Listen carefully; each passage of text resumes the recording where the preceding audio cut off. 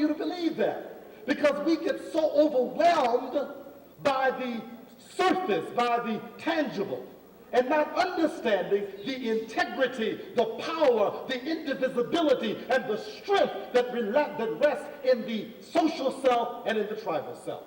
So I want to suggest to you that the power of self-knowledge is reconnecting with those things.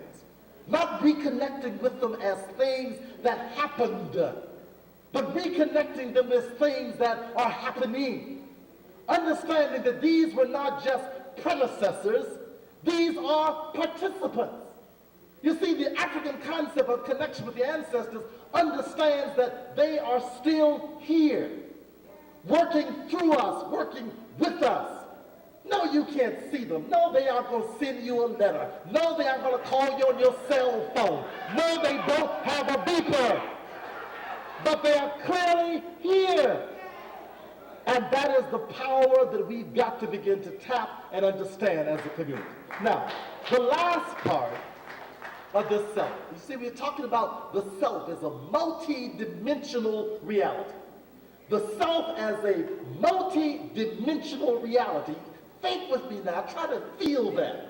Try to feel that you are not separate from me at the level of social, at the level of a tribal self. Try to feel with me how George Washington Carver is still a part of you. How Paul Robeson is still a part of you. How Harriet Tubman is still a part of you. Try to grasp that concept.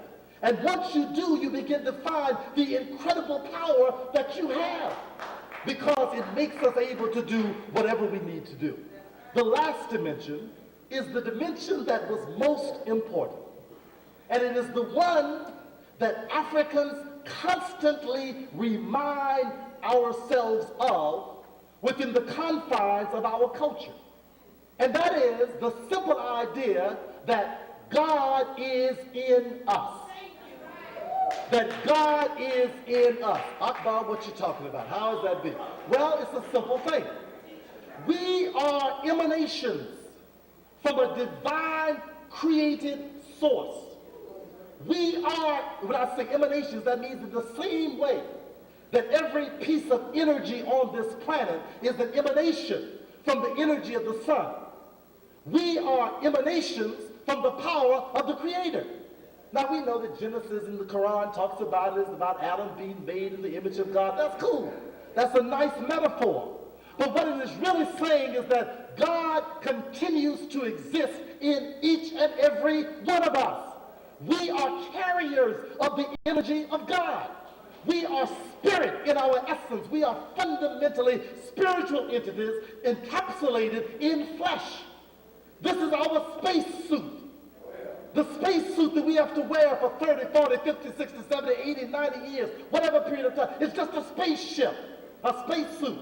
We have to breathe on this atmosphere, so we need nostrils and lungs. We have to have nourishment to be able to digest the food from this planet, so we have stomachs and intestines and livers and stuff.